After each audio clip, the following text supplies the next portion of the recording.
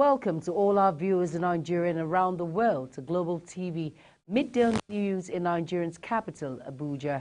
I am Jumai Manson. President Bola Tinubu and 36 governors will tomorrow sign an agreement that will reform the health sector. The Health Renewal Pact, involving some international partners, is a climax of this year's World Universal Health Coverage (UHC) Day. The partners include the World Health Organization (WHO), the CEOs of Gavi, the Global Fund Against Tuberculosis and Malaria, and Bill and Melinda Gates. The leadership of the Nigerian Senate on Sunday announced a donation of 109 million naira, being the December salary of members to the victims of the accidental bombing in Tudumberi village, Igabi local government area of Kaduna State. Deputy Senate President Barau Jibrim made the announcement when he led a delegation of the Senate on a sympathy visit to the Kaduna State Governor, Senator Uba Sani. Speaking on behalf of the Senate President, Senator Godswill Akpabio, the Deputy Senate President told the Kaduna Governor that they were in the state to commensurate with him over the unfortunate incident which occurred on the 3rd November. He said the Senate was greatly disturbed by the incident and the 109 senators had therefore decided to donate their December salaries amounting to 109 million naira to the victims of the incident. Gender-based against women and children has become increasingly common at its highest level. As one of the most prevalent and pervasive human rights violations, gender-based violence encompasses physical, sexual, or psychological harm or suffering and can often have a long impact on survivors. FCTA Mandate Sec Women Affairs Adebayo Lani on Global TV discusses the violence against women and how to unite to eliminate the unfriendly practices. Sharon Adeje completes the report. In the context of terrorism, sexual and gender-based violence, SGBV is frequently used as a tactic by terrorist groups to target women and girls, including through rape, sexual slavery, and forced marriages as a means to maintain their stronghold on power. Apparently, blind and deaf women are most victimized person when it comes to violence against women due to their limiting inabilities. But more importantly, something that uniquely has never featured on the national dashboard, a specific spotlight on disability-based violence for women within this reference.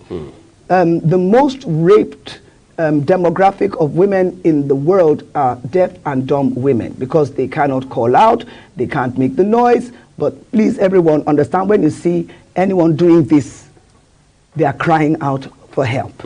Lani urged every citizen to take actions so as to bring the perpetrators to book, further stating that they are all activists. Everyone is an activist, an actor against gender-based violence where they are. The first principal thing to do to invest against GBV is to report it.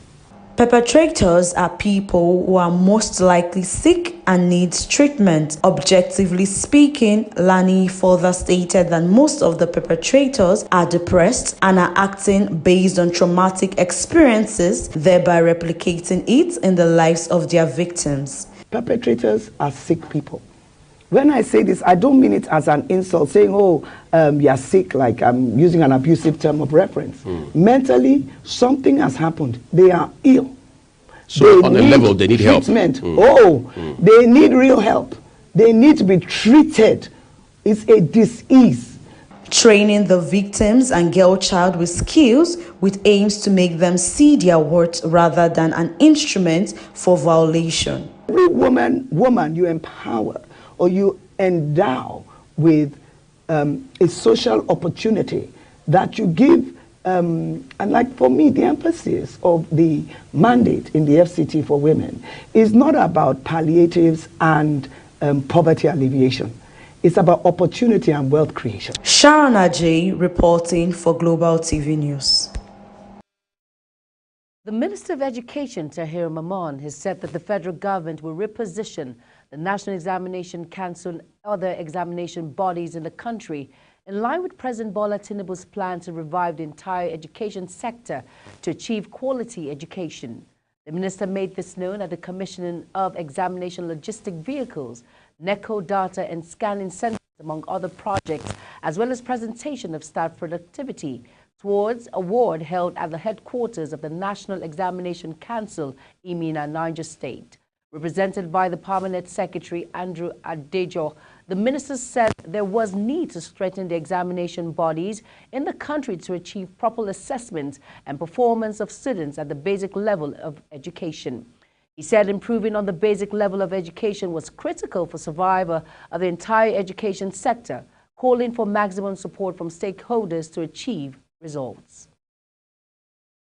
The Director General of the Department of State Services, Yusuf Bichi, said the service will soon commence the production of unmanned area vehicles, AK-47s, and other weapons that would be used by the service.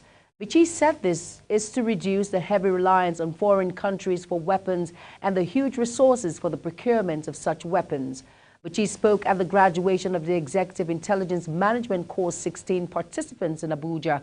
He noted that when the plan materializes, the service would deploy the weapon across the country. You're watching Global Midday News coming to you live from Nigeria's capital, Abuja, on StarTimes channel 276. Kindly follow us across social media platforms using @Global TV NG and other handles now showing on your screen. When the Midday News returns, federal government to increase coconut production to 500,000 metric tons by 2025. The news continues shortly with details of this and other stories right after this break.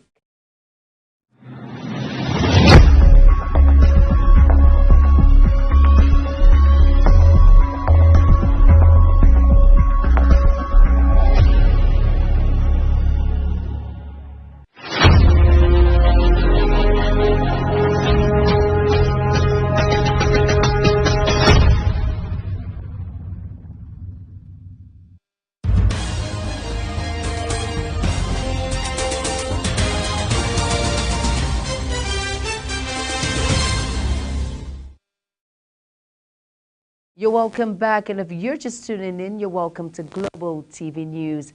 And on our foreign decks, the UN's climate chief, Simon Stell, has urged countries at the COP28 meeting on Monday to lift unnecessary tactical blockages 24 hours before the official end of talks in Dubai that are focused on a deal to phase out fossil fuel. Any strategic landmines that blow it up for one, blow it up for all.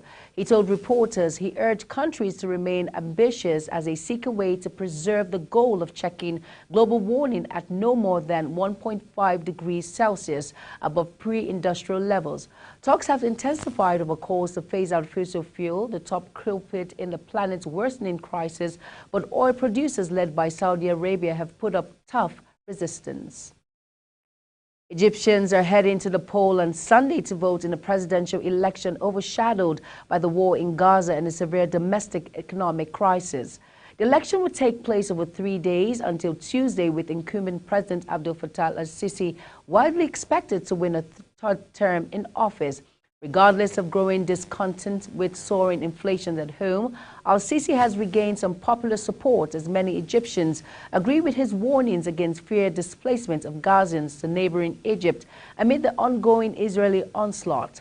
He says such migration would undermine the Palestinian cause since the outbreak of the Israel-Hamas war on 7th October.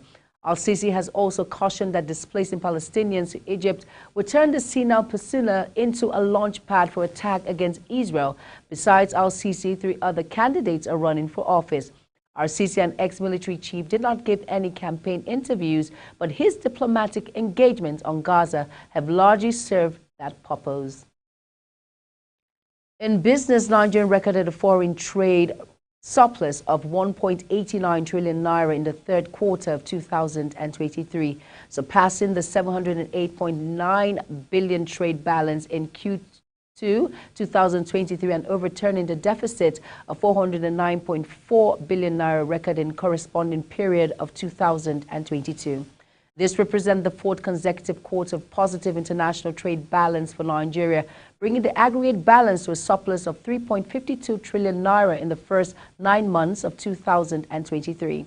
This is according to the recently released foreign trade report by the National Bureau of Statistics, NBS, specifically crude oil exports, jumped by 71% from 5 trillion naira in Q2 2023 to 8.54 trillion naira in review period.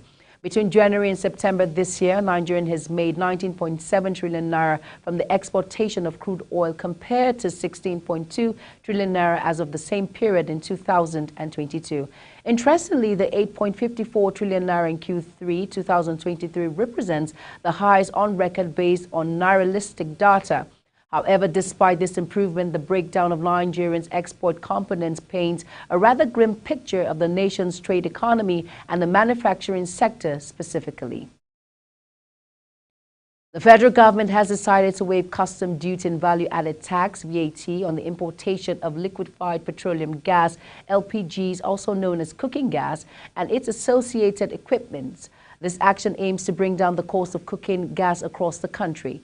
This is according to a letter written to several government agencies. The Ministry of Finance conveyed this decision in a letter dated November 28, 2023, addressed to several officials, including the Special Advisor to the President on Energy, the Comptroller General of the Nigerian Customs Service, and the Chairman of the Federal Inland Revenue Service, Wale Edun. The Minister of Finance and Coordinating Minister of the Economy signed the letter.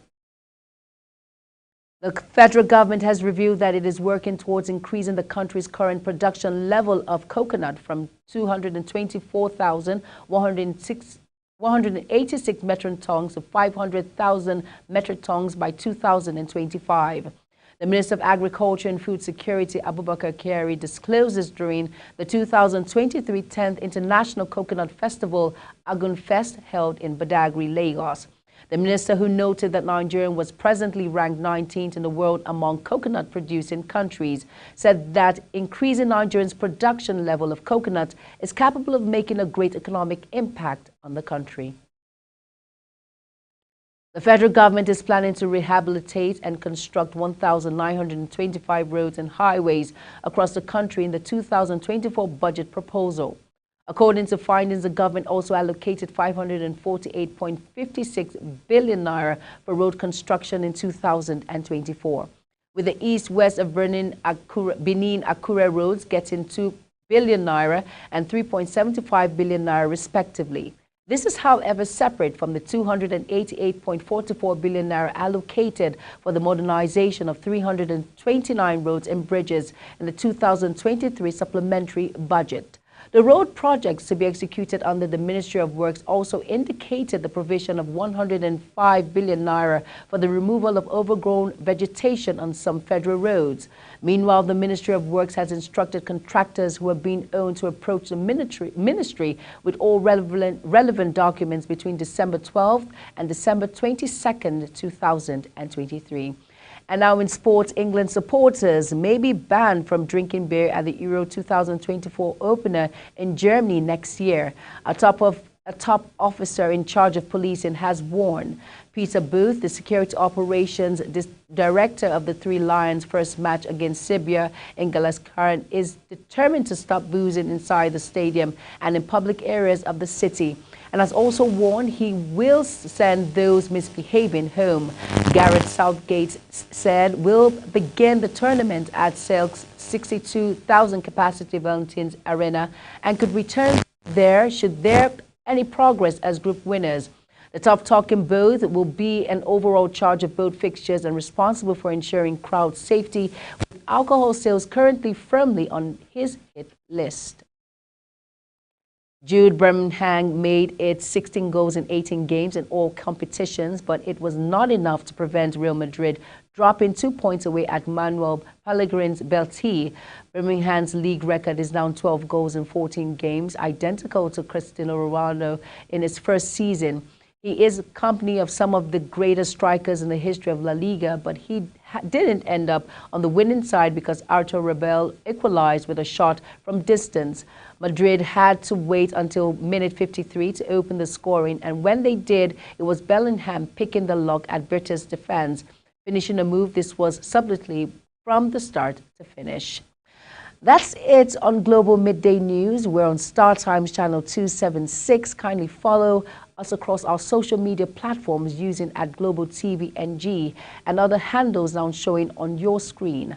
I am Jumai Manson. Thank you for watching. See you again.